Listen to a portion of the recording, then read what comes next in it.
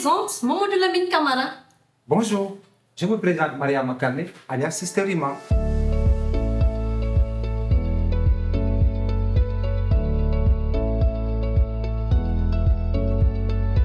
Nous travaillons pour l'ONG Play International depuis un an pour le programme IG2 en tant que chargé des projets et nous sommes basés en Casamance, au Sénégal, plus précisément à Ziguinchor.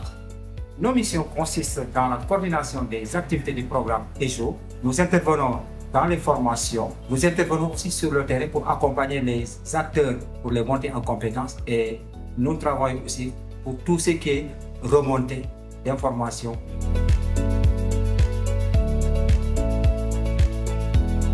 J'étais l'élève en classe de terminale et j'ai eu la chance de faire des formations professionnelles comme le théâtre, la musique et aussi j'ai eu la chance de travailler avec les enfants, comment faire le théâtre avec les enfants. Et c'est comme ça que j'ai rencontré l'ONG Futur au Présent et j'étais là-bas comme enseignante, monitrice. Et je m'en charge de tout ce qui est les activités du théâtre, la musique, etc. avec les enfants, je le faisais. Et c'est dans ce cadre que j'ai rencontré avec l'ONG Play International qui travaillait dans le programme EG1. Donc j'aime beaucoup chez Play parce que moi je faisais le théâtre. Je pensais que toute sensibilisation tournait autour du théâtre.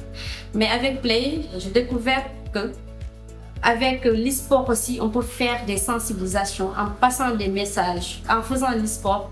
Par exemple, chez Play, il y a ce qu'on appelle la pédagogie, le socio-sport.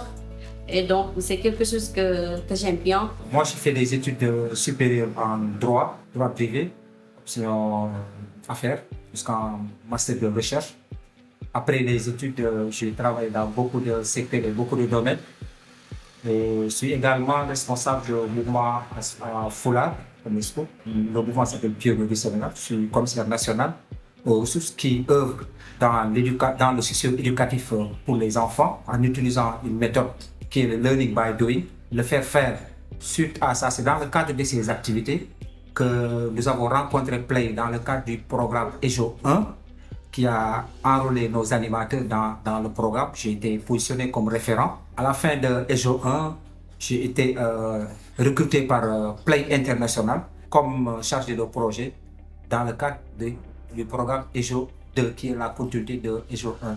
Donc ce qui m'a plu à Play International, c'est la démarche acte parce que Play est venu nous renforcer en capacité et ça c'est la continuité de ce que nous faisons dans notre mouvement. L'éducation par l'action. Là, nous on faisait l'éducation par action, par le faire, mais pas avec cette méthodologie qui est utiliser le sport. Donc c'est un élément de plus qui m'a plu dans le cadre du projet, la pédagogie, la démarche active de Play, qui est venue apporter un élément de plus dans ce que nous faisions depuis des années avec les enfants qui est le système éducatif.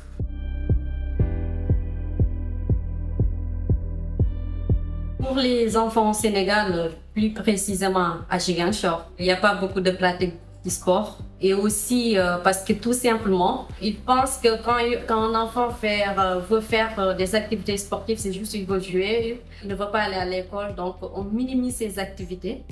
Et aussi, il n'y a pas beaucoup de pratiques du sport au niveau des filles. Parce que quand une fois on dit sport, on pense automatiquement au football. Et le football, ça c'est réservé pour les garçons. Et c'est la raison pour laquelle aussi, on garde les filles à la maison pour qu'ils gèrent tout ce qui est tâches ménagères. Mais en laissant les enfants aller jouer. Voilà, donc aussi on peut dire pas ou peu de pratiques du sport à l'école. Parce que tout simplement, il y a le manque du matériel à l'école. Il y a aussi les quantum d'horaire qui poussent les enseignants à se focaliser dans le programme et en oubliant les activités du sport aussi.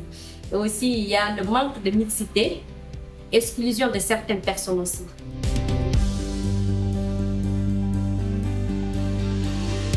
D'abord par la formation des animateurs qui interagissent avec les enfants dans les quartiers. Parce que le problème qui se posait, c'est que les enfants dans l'encadrement n'étaient pas bien encadrés dans les quartiers. On laissait les enfants eux-mêmes jouer eux-mêmes. Donc souvent ils sont exposés à des jeux qui sont un peu dangereux. Mais avec le programme EJO, nous avons eu la possibilité de former beaucoup d'animateurs et de les doter pour leur monter en compétences. Après les formations, on les a dotés de matériel pour prendre en charge les enfants dans les quartiers. Et sur le plan scolaire, on a vu qu'il n'y avait pas beaucoup de sport à l'école, que ce soit au collège ou dans les écoles primaires, mais avec le programme EJO, on est parvenu à booster le sport à l'école en formant des enseignants dans la mise sur des contenus qui collent au CEB, compétences de base à l'école, à savoir surtout avec le dernier kit sur compter, lire, écrire, qui a relancé le sport au niveau des établissements. Donc, une petite anecdote. Ici, il y a une école où c'est les élèves même qui se sont organisés, acheter leur propre uniforme pour chaque fois exiger leur enseignant le temps de sport parce que ça fait partie du programme. Donc, avec cette monotonie qui existait, le manque de matériel qui existait, avec l'arrivée du programme EJO, on a doté ces enseignants non seulement de kits sportifs, mais aussi de contenu sportif parce qu'il n'y avait pas de contenu. Et au collège également aussi, l'arrivée de EJO a beaucoup contribué à la relance des activités, à la mise en place des activités, ce qui a créé même une cohésion au sein de certains établissements entre les élèves, entre eux-mêmes. Ça a créé un rapprochement entre les élèves, ça a créé aussi un rapprochement entre professeurs de PS et élèves, surtout le programme sur le PVPC, prévention des violences et promotion de la cohésion. Donc, pour vous dire que le programme EJO a été vraiment d'une importance capitale dans le cadre de la relance des activités sportives. Et une petite anecdote aussi, dans mon quartier, c'est les enfants qui cherchent leur animateur pour la mise en place de ces jeux sportifs tous les soirs, pratiquement pendant les grandes vacances.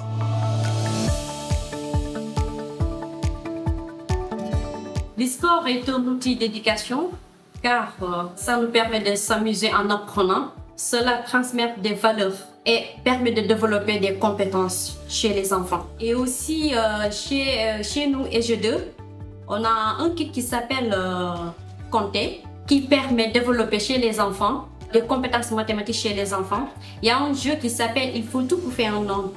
C'est un jeu qui nous permet de ranger les unités, les dizaines et les centaines. Il y avait un enseignant qui me disait, tout au début, il avait un problème de faire ses exercices en classe. Mais depuis qu'il a fait ce jeu-là dans la cour de l'école avec ses élèves-là, et aujourd'hui, les élèves reprennent ça en classe correctement. Et jusqu'à présent, il n'a pas de problème avec les unités, les dizaines et les centaines avec ses élèves. C'est un outil très important parce que les enfants aiment jouer et on joue en amusant.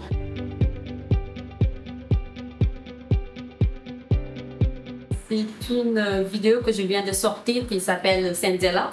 Là où je disais Ananyama Bagaman, Ananyama Bagaman.